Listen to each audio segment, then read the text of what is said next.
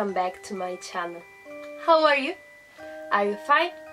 I hope you all doing well, safe and at home. So today I want to read a book. Yes, a book about two friends, a boy and a very special friend. Exactly, a bear. We are talking about Winnie the Pooh. It's very beautiful and it reminds me of my childhood. So, what can you see in this picture?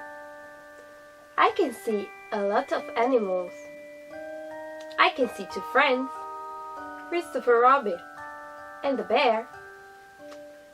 I can see piglet, owl, rabbit, kangaroo, and other animals. Are you ready for the first chapter? Let's go. Chapter 1, in which we are introduced to Winnie the Pooh and some bees, and the story begins. Here is Edward Bear, coming downstairs now, bump, bump, bump, on the back of his head, behind Christopher Robin. It is, as far as he knows, the only way of coming downstairs. But sometimes he feels that there really is another way, if only he could stop bumping for a moment and think of it. And then he feels that perhaps there isn't. Anyhow, here he is at the bottom and ready to be introduced to you. Winnie the Pooh. When I first heard his name, I said, just as you're going to say, but I thought it was a boy. So did I, said Christopher Robin. Then you can't call him Winnie. I don't, but you said, he's Winnie the Pooh. Sometimes Winnie the Pooh likes a game of some sort when he comes downstairs. And sometimes he likes to sit quietly in front of a fire and listen to a story. This evening, what about a story? Said Christopher Robin. What about a story? I said. Could you very sweetly tell Winnie the Pooh one? I suppose I could, I said. What sort of stories does he like? About himself, because he's that sort of a bear. Oh, I see. So could you very sweetly? I'll try, I said. And so I tried. Once upon a time, a very long time ago now, about last Friday, Winnie the Pooh lived in a forest all by himself under the name of Sanders. What does under the name Sanders mean? Asked Christopher Robin. It means he had the name over the door in gold letter and lived under it. Winnie the Pooh wasn't quite sure, said Christopher Robin. Now I am, said a growly voice. Then I will go on, said I. One day, when he was out walking, he came to an open place in the middle of a forest. And in the middle of this place was a large oak tree. And from the top of the tree there came a loud buzzing noise. Winnie the Pooh sat down at the foot of the tree, put his head between his paws, and began to think. First of all, he said to himself, that buzzing noise means something. You don't get a buzzing noise like that, just buzzing and buzzing, without its meaning something. If there is a buzzing noise, somebody's making a buzzing noise. And the only reason for making a buzzing noise that I know of it is because you are a bee. Then he thought another long time and said, and the only reason for being a bee that I know of is making honey. And then he got up and said, and the only reason for making honey is so as I can eat it. So he began to climb the tree. He climbed, and he climbed, and he climbed, and as he climbed, he sang a little song to himself. It went like this. Isn't it funny how a bear likes honey? Buzz, buzz, buzz. I wonder why he does. Then he climbed a little further, and a little further, and then just a little farther. By the time he had thought of another song. It's a very funny thought that if bears were bees, they'll build their nests at the bottom of trees. And that being so, if bees were bears, we shouldn't have to climb up all these stairs. He was getting rather tired by his time, so that is why he sang a complaining song. He was nearly there now, and if he just stood at a branch, crack! "Oh, help!" said Pooh, as he dropped 10 feet to the branch below him. "If only I hadn't," he said, as he bounced 20 feet onto the next branch.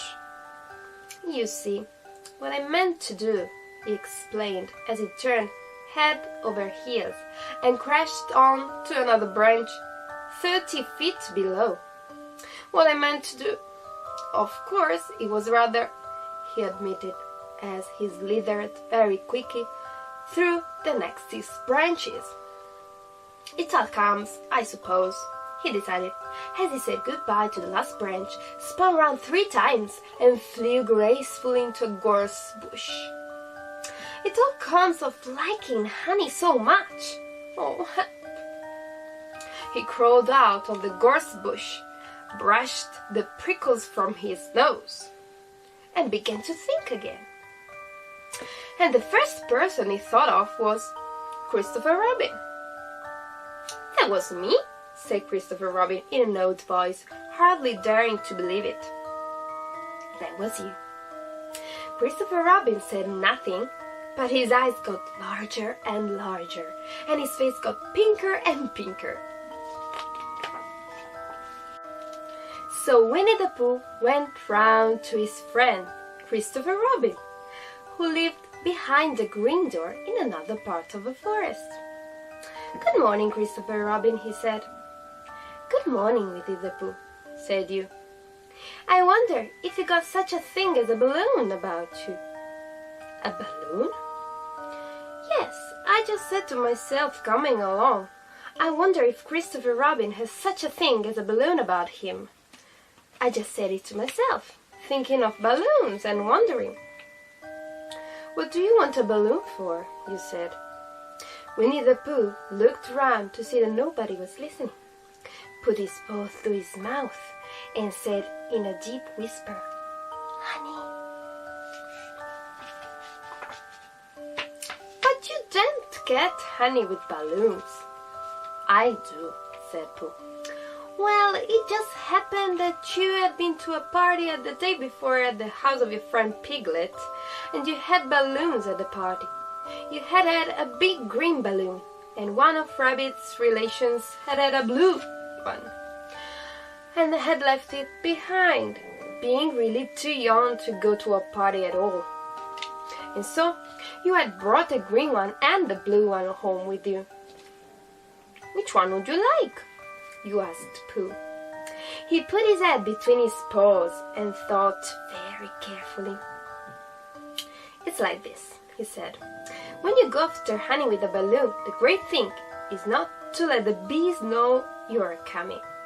Now, if you have a green balloon, they might think you are only part of a tree and not notice you. And if you had a blue balloon, they might think you are only part of a sky and not notice you. And the question is, which is most likely? Wouldn't they notice you underneath the balloon?" you asked. "They might, or they might not," said Winnie the Pooh. "You never can tell with bees." He thought for a moment and said, "I shall try to look like a small black cloud. That will deceive them." "Then you had better have the blue balloon," you said. So it was decided. Well, you both went out with a blue balloon, and you took your gun with you just in case, as you always did. And Winnie the Pooh went to a very muddy place that he knew of and rolled and rolled and rolled. He was black all over. And then, when the balloon was blown up as big, and you and Pooh were both holding on to the string, you let go suddenly, and Pooh Bear floated gracefully up into the sky and stayed there, level with the top of the tree and about 20 feet away from it. "Hooray!" you shouted. "Isn't that fine?" shouted Winnie the Pooh down to you. "What do I look like?" "You look like a bear holding onto a balloon," you said. "Not," said Pooh anxiously. "Not like a small black cloud in a big blue sky?" "Not very much." "Ah, well, perhaps from up here it looks different. And as I say, you never can tell with bees." There was no wind to blow him nearer to the tree, so there he stayed. He couldn't see the honey, he could smell the honey, but he couldn't quite reach the honey. After a little while, he called down to you. "Christopher Robin," he said in a loud whisper. "Hello! I think the bees suspect something." "What sort of thing?" "I don't know, but something tells me that they are suspicious. Perhaps they think that you're after their honey. It may be that. You never can tell with bees." There was another little silence, and then he called down to you again. "Christopher Robin!" "Yes?" "Have you an umbrella in your house?" "I think so." "I wish you would bring it out here and walk up and down with it, and look up at me every now and then, and tut-tut, it looks like rain." "I think if you did that, it will help the deception which we are practicing on these bees." Well, you laughed to yourself, silly old bear, but you didn't say it loud because you were so fond of him, and you went home for your umbrella. "Oh, there you are," called down Winnie the Pooh, as soon as you got back with the trees. "I was beginning to get anxious. I have discovered that the bees are now definitely suspicious." Poor Winnie the Pooh. "Shall I put my umbrella up?" you said. "Yes, but wait a moment, we must be practical. The important bee to the sea is the queen bee. Can you see which is the queen bee from down there?" "No." "Ah, a pity. Well, now, if you walk up and down with your umbrella saying, 'Tut-tut, it looks like rain,' I shall do what I can by singing a little cloud song, such as a cloud might sing. Go." So, while you walked up and down and wondered if it would rain, Winnie the Pooh sang this song. "How sweet to be a cloud floating in the blue. Every little cloud always sings aloud. How sweet to be a cloud floating in the blue. It makes him very proud to be a little cloud." The bees were still buzzing as suspiciously as ever. Some of them indeed left their nests and flew all around the cloud as it began the second verse of this song. And one bee sat down on the nose of a cloud for a moment and then got up again. "Christopher Robin!" called out the cloud. "Yes? I have just been thinking, and I have come to a very important decision. These are the wrong sort of bees." "Are they? Quite the wrong sort? So I should think they would make the wrong sort of honey, shouldn't you?" "Would they?" "Yes. So I think I shall come down."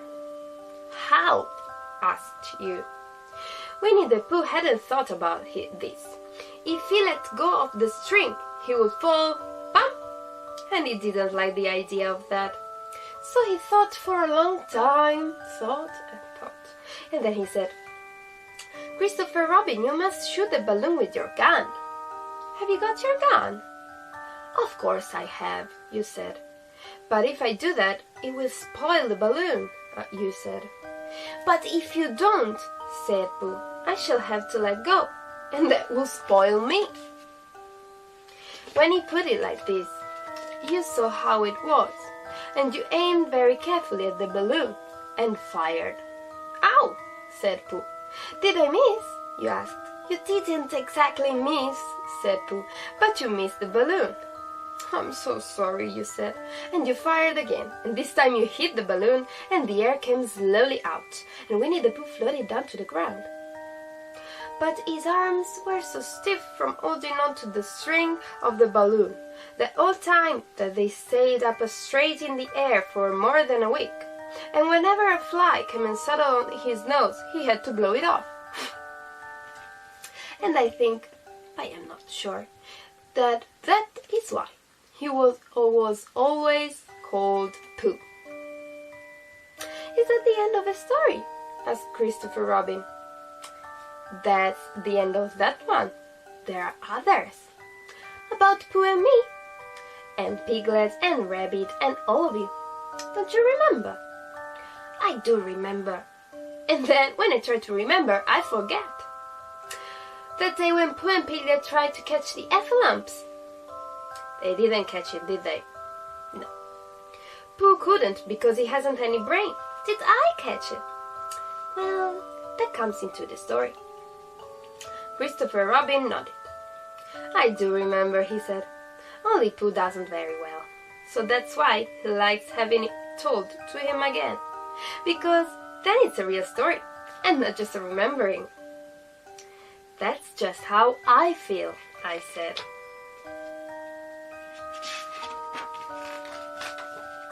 Christopher Robin gave a deep sigh, picked his bear up by the leg and walked off to the door, trailing Pooh behind him.